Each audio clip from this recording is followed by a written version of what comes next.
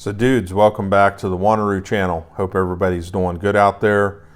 So today we're going to be talking about our new project coming up, and I think we can kind of maybe have a little hint there on the table of what that might involve. So yeah, we're about to kick off our new project. But first, I just want to say thank you to those of y'all that have supported the channel through the Amazon Associates links. That's definitely nice to have a little additional support to keep cranking out the videos.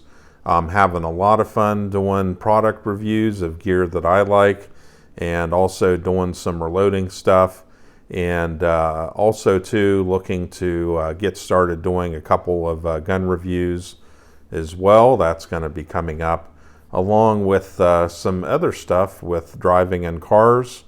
So yes, it's very busy for me, not only with my work right now, but then also too doing YouTube and filming videos, editing them, getting them uploaded, all that sort of thing. So appreciate the support from you all.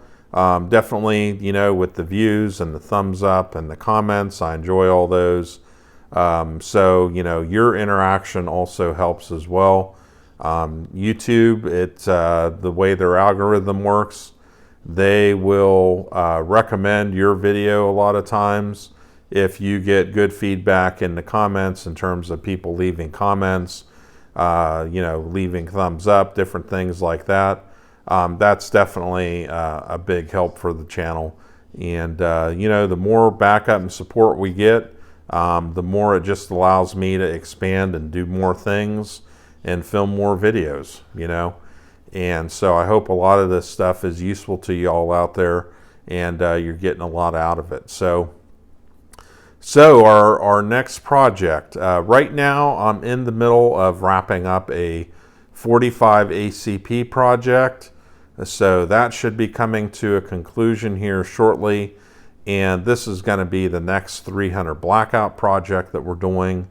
If you remember, for those of you that have been around the channel for a while, I basically kicked off my channel with doing a series of videos on different 300 Blackout bullets that you could use. And there is a lot of different choices you have out there. And for me, I've got a lot of different choices on my shelf. And so I've been putting some thought into things recently about what I was going to do next. We recently did the Hornady 150 grain full metal jacket bullet series, which that went quite well. The last video didn't do as well whenever we wrapped it up, but up to that, we had quite a few good views on that. So that's a fun load that I do every year. And next summer, I might use another powder to load up some of those, but that's a common 300 Blackout load I do. I do that load all the time because they just get shot up. And actually, a lot of the ones that I reloaded back in the fall, I had some people come over and we shot a lot of them up. So they're already gone, and that brass is already in the bucket. So we'll have to make some more here. But those are always in demand for me. So maybe next summer we'll do something with those where we use another powder and, you know, maybe try something different. But in the meantime, I wanted to load something a little more serious for 300 Blackout, where we kind of focus on accuracy and then also energy delivered on target. So, you know, I figured it was time to, like, okay, we did kind of the plinking load. Now let's do something a little more serious. And with all the different bullet options I have, I was thinking, okay, well, what are we going to do? Which one are we going to use? And this is where I decided to go with it. We are going to use the Hornady VMax 110 grain. So that's what we're going to go with. And so the reason why I made this choice, it was kind of funny because as far as I can remember, I don't ever remember doing a load with these, but maybe I did. Maybe I did load up some with these. I can't, honestly, I can't remember. I should be able to remember, but hey, there's so much stuff going on. I don't know, maybe 2 years ago I did some. I can't remember. If I did do any loads with these, I didn't do a lot. So what's kind of happened over time is I keep accumulating boxes of these and just kind of building up a stockpile of them. And so, like for instance, this fall I got a gift card for Cabela's, and I went to Cabela's. And anyone else, if you've been to Cabela's this year, you know that essentially it's about pointless going there to buy any sort of ammo, primers, powder, bullets, whatever. They got guns and stuff, but at least all the Cabela's I've been to, it's just been like bare, you know, and, you know, pretty bad. But anyways, so I went to Cabela's and was looking around. I'm like, man, they got nothing. And I got this gift card, and, you know, usually I can use the gift card on something. So I kept walking around, and they did have some boxes of bullets, not many.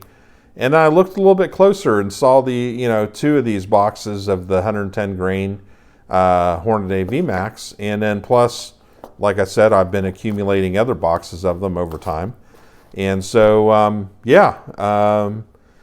know, got a couple more boxes. I was at another gun store, and they had a box or 2 of these at a reasonable price, picked them up. And Midway, I think, bought a box or 2 or 3 this year. So I don't know, I keep accumulating these VMax bullets. Well, it's time to put them to use. So looks like pretty decent bullet. You know, yeah, like Hornady, all their stuff is pretty good quality. Never really run into any issues with Hornady. You know, they make good stuff. As it says on the box, basically rapid explosive expansion. So this bullet here, it kind of reminds me of the Nosler of Armageddon. I'd say kind of a similar type of bullet. So that's what I kind of expect out of it. Probably should be pretty decent accuracy with it.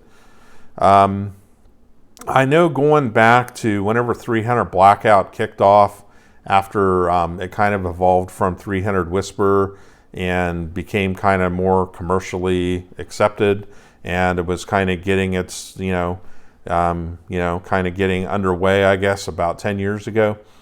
Now, I guess 300 Blackout, it's like the second most popular AR chambering out there. So it's definitely really come a long ways. But I think this VMax bullet, people have been using this, you know, for years and years now. So probably a fairly common load, I'm guessing, for 300 Blackout. So, so I had these all piling up on my shelf, and I thought, well, time to do something with them and do a load with them. So that's what we're going to do. We're going to use the Hornady VMax 110 grain bullet, and that's the direction we're going to go. Now, the next thing is, what kind of powder are we going to use? Well, we don't have a huge amount of choices. And if you know, right now, of course, powder is, there's powder out there, but it's not like, normal times, I guess you could say.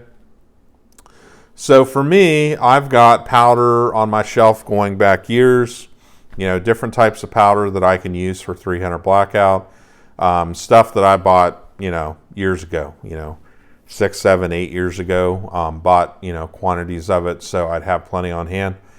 And, so I have that stuff, that's cool. But one of the things is that I've never really used H110 a lot. I bought one canister of it back in 2013. Wasn't a big fan of it. I think I did another load with it, and it was kind of like, okay. But anyways, it has kind of a, I guess it's a labeling thing or however they do it, but Winchester 296 is basically the same thing. So Winchester 296, from what I can tell online with all the chitter chatter out there, is that it's the same exact thing as H110, all right? And H110 296, from my understanding, these powders have their origin in a powder that was used in World War II to load M1 carbine ammunition, which is no surprise. 300 Blackout, I guess you could say, is kind of similar in a way, you know, to 30 carbine. And so no surprise, but anyways, so apparently these are both the same. Now, I have seen in some reloading manuals slightly differing load data on both powders, but I recently got, there's some guide, the guide to reloading or something that's put out on the newsstands, and I think Hornady and Winchester powders, I think they like sponsored or something. So they've got load data in it. Last night I was looking at it, and the 300 Blackout loads for H110 and W296 are absolutely identical. The powder charge, the feet per second, the pressure, everything identical down to the exact number. So basically, I guess from their standpoint, it's the same powder. My understanding is if you call Hornady, they'll tell you they're both the same. So anyways, we'll go with that. But the thing is that we do need to remember is that there can be some variation, you know, depending on different lots when they make this powder. So I'm not as concerned about it because this is basically fresh stuff.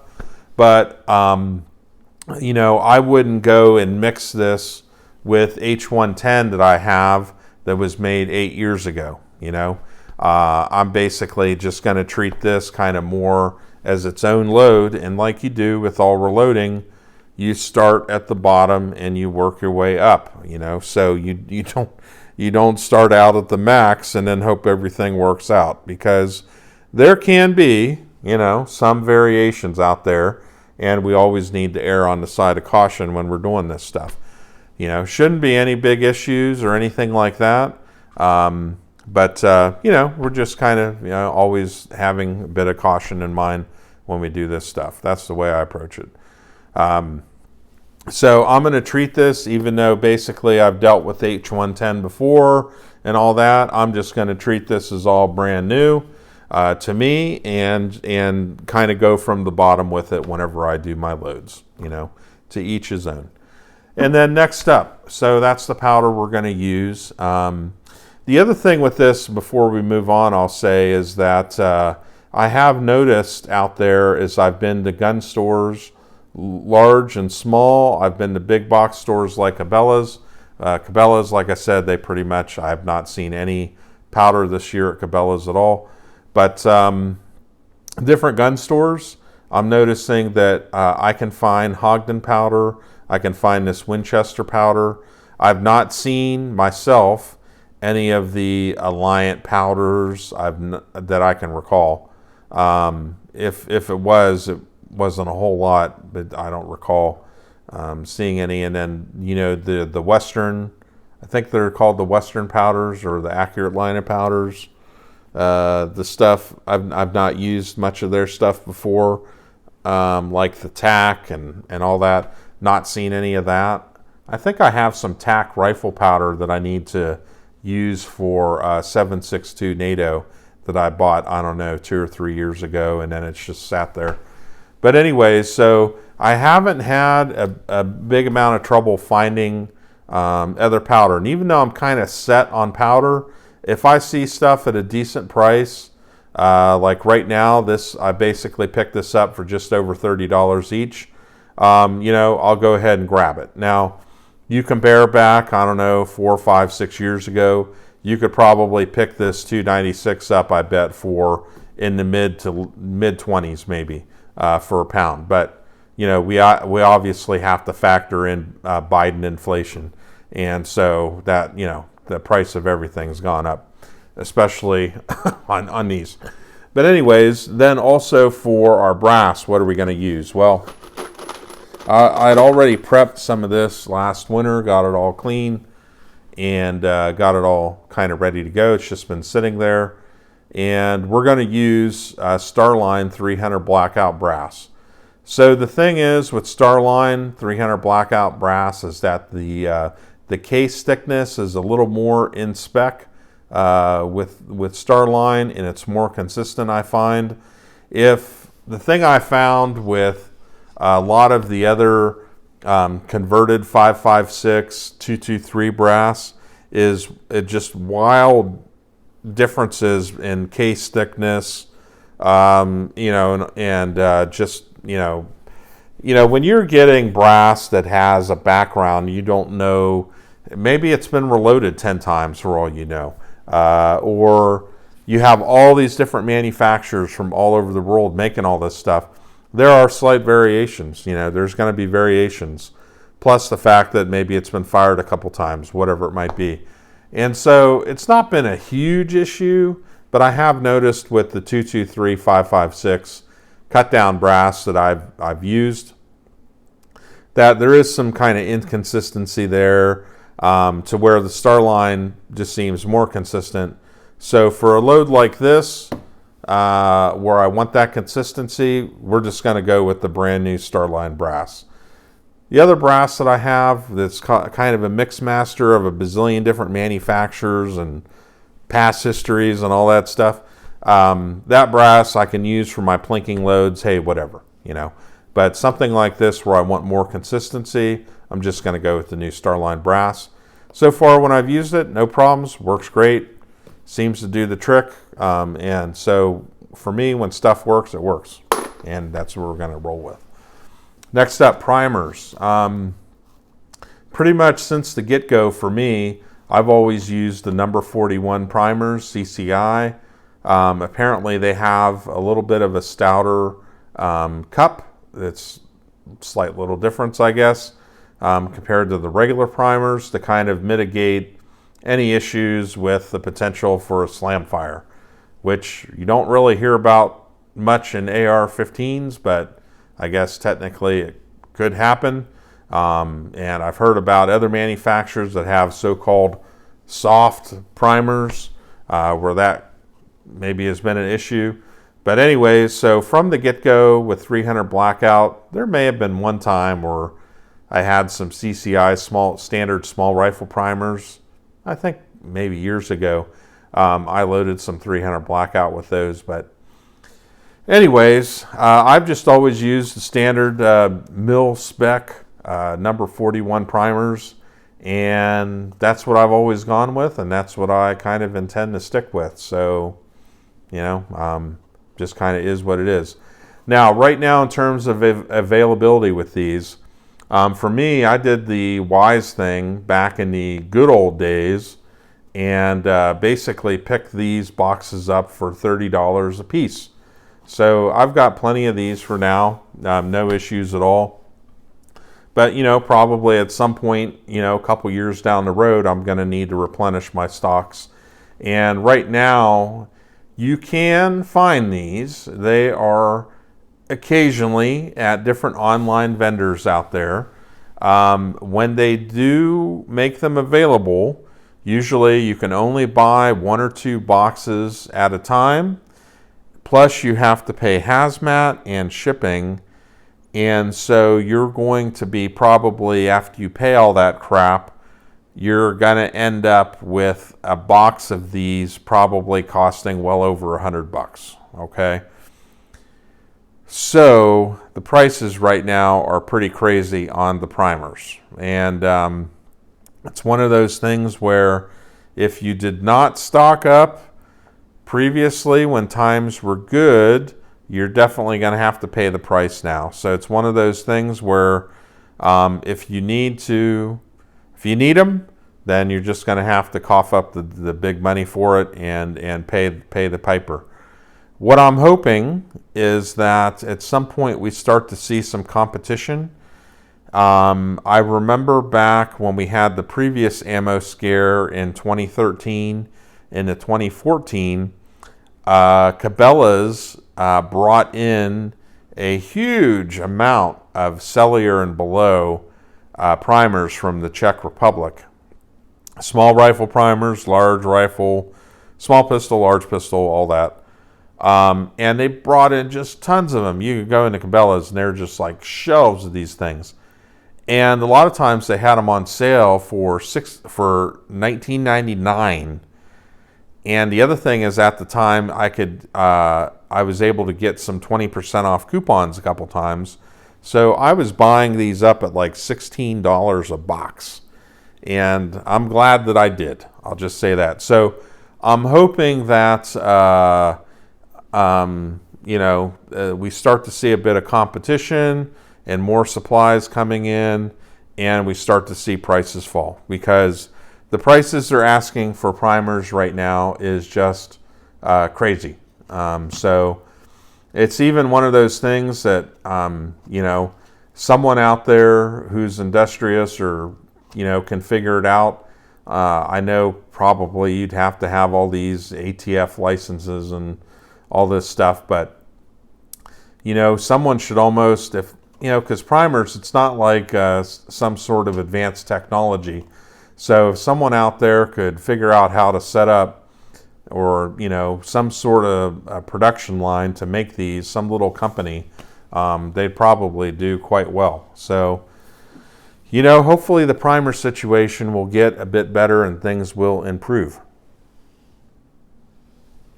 So, a little drink of tea there. So, anyways, so that'll wrap it up for right now. So the next step is going to be going to the bench, getting everything kind of set up, and figuring out what our starting load is going to be for this, and start to put the work in and kind of get this done. So I anticipate that early December for me is going to be very busy. And so probably the next video on this we won't be able to do until around Christmas time. But that's okay. We'll probably have some time around Christmas to do that and some other projects. So anyways, stay tuned, because we have a lot of stuff coming up. I have some gun reviews that I'm working on, and I'm kind of trying to decide on kind of the format for those. So definitely kind of open to suggestions. If people like longer form videos, if they like the shorter form videos, I'm just interested to kind of hear what people's feedback on that would be. And then also too, we've got more reloading stuff coming up. This winter, I have some 7.5 Swiss I need to do, 32 ACP, 38 Special. I'm all out of 38 Special, so I need to load up a bunch of those. 357 Magnum, 7.62 NATO, 300 Blackout, and 9mm. Oh, I got a bunch of 9mm brass in the dryer over there, and definitely we need to do some a couple thousand 9mm this winter. So we're going to be doing some different 9mm stuff, and also I'm doing a bunch of gear reviews of gear that I use on the farm, and for work and stuff that really works for me. So I find if it's a piece of gear that works well for me, then I'm going to do a review on it. And I have an Amazon Associates account. So, if you enjoy those reviews and stuff, definitely leave a thumbs up or purchase it through the link, and it kicks back a small commission to the channel and just helps me keep cranking out the videos. So anyways, I'd like to hear your thoughts below. So, hopefully folks will be interested in going on this journey with me and getting these all loaded up and all set up. I think the other thing I'm thinking about too is doing another 300 Blackout rifle this winter. I've done kind of some of the lower cost kits and stuff, but I think this time I'm going to try to kind of amp it up and maybe step it up a little bit, in terms of, a little bit better quality maybe on some of that stuff. And so I'm thinking about that in terms of what we're going to do with that. So definitely there's a lot on the table right now. And winter is starting to kick in. So yeah, there's going to be some fun stuff coming up this winter. So stay tuned, y'all. We're going to have some fun. And, definitely this will be a cool little project to do. And then probably we're going to do another 300 Blackout project after this one. So yeah, tons of stuff. Stay tuned. We're going to have some fun. And, hope you all enjoy it. All right. Have a good one.